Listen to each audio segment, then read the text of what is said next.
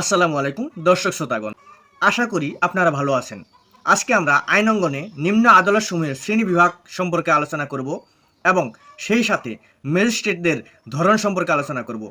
তাহলে চলুন আলোচনা শুরু করা যাক। ফৌজদারি কার্যবিধি আইন 1898 এর 6 ধারায় ম্যাজিস্ট্রেট আদালতসমূহের শ্রেণীবিভাগ এবং 9 ধারায় দায়রা আদালতসমূহের শ্রেণীবিভাগ সম্পর্কে আলোচনা করা হয়েছে।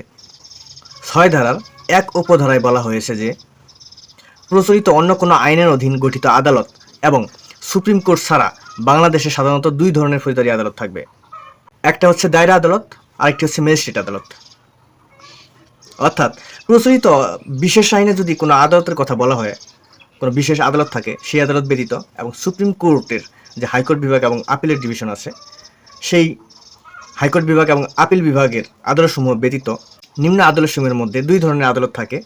সেটা হচ্ছে একটা হচ্ছে দায়রা আদালত এবং আরেকটা হচ্ছে ম্যাজিস্ট্রেট আদালত। এবং ম্যাজিস্ট্রেট সাধারণত দুই ধরনের, আমরা অনেকে বুঝতে পারি না।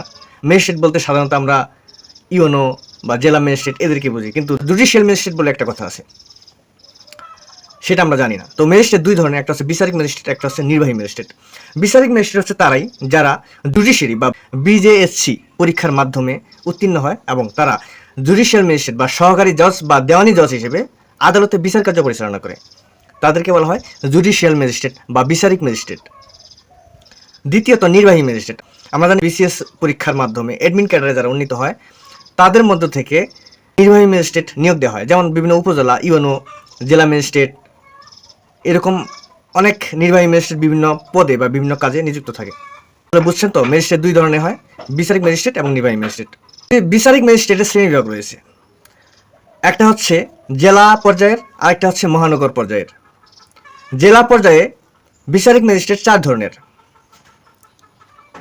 জেলা পর্যায়ে যারা ম্যাজিস্ট্রেট হিসেবে দায়িত্ব পালন করেন 4 ধরনের ম্যাজিস্ট্রেটগুলো হচ্ছেন চিফ জুডিশিয়াল ম্যাজিস্ট্রেট বা অতিরিক্ত চিফ জুডিশিয়াল ম্যাজিস্ট্রেট, প্রথম শ্রেণীর ম্যাজিস্ট্রেট, দ্বিতীয় শ্রেণীর ম্যাজিস্ট্রেট এবং তৃতীয় শ্রেণীর ম্যাজিস্ট্রেট।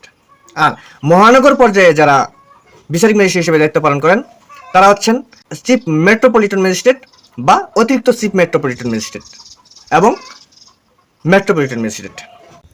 9 ধারায় দায়রা আদালত সম্পর্কে বলা হয়েছে।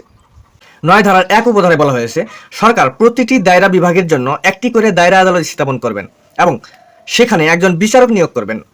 মহানগর এলাকার দায়রা আদালতটিকে মহানগর দায়রা আদালত বলা হবে।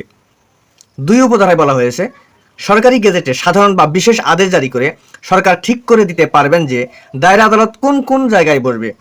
তবে এমন